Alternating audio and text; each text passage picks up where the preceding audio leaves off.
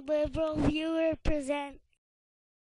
So, I think it may be time to end my subscription to Time magazine despite having subscribed for over 20 years, and it's not just because of the way they fired one of my all-time favorite pundits and columnists, Michael Kinsley, but now, last week, the magazine actually did a cover story asking the question if the recent multiple murders charged against Major Nidal Hassan at Fort Hood should be regarded as terrorism.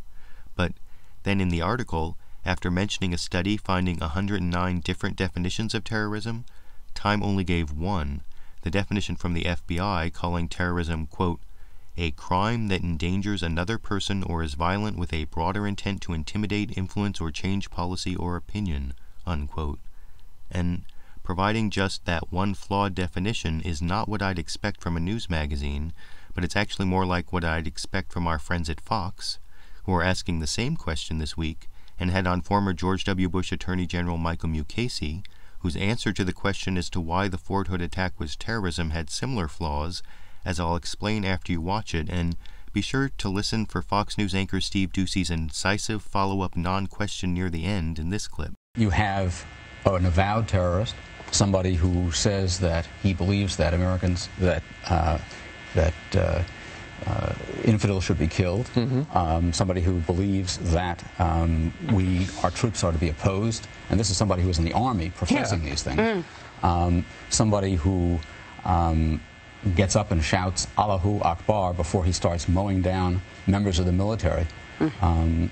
You've got as many indications. He's clearly a terrorist. Thank you.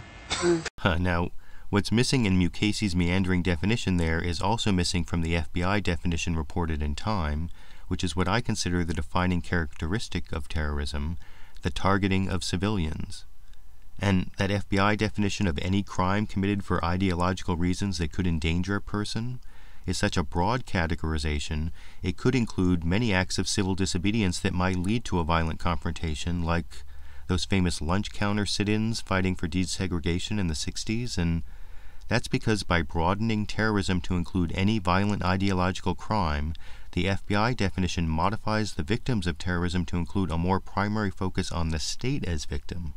And in addition, this more amorphous definition of terrorism also fits the needs of that Orwellian phrase from the George W. Bush administration, the war on terrorism, because by declaring war on a broadly defined tactic, the government can more easily continue one of those endless wars described in George Orwell's 1984, but what may have been most Orwellian was hearing Michael Mukasey actually refer to Orwell in the midst of his Orwellianisms, as you can see, believe it or not, at the beginning of this clip.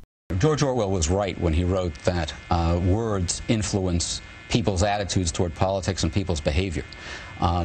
This is a war. The terrorists understand very well that it's a war. They understood that before September 11th.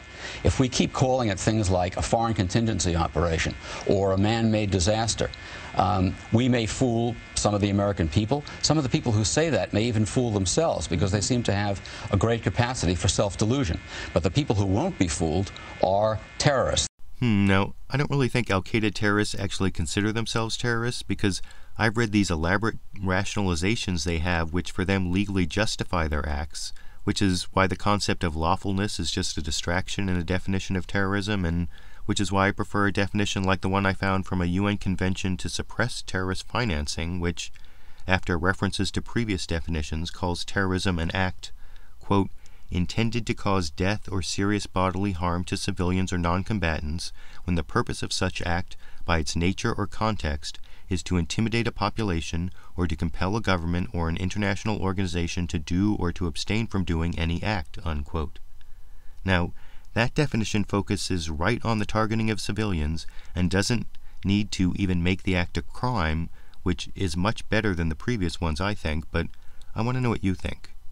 Do you prefer the statist FBI definition of terrorism I first quoted, the one from Michael Mukasey on Fox News, or the definition more focused on the targeting of civilians that I quoted at the end?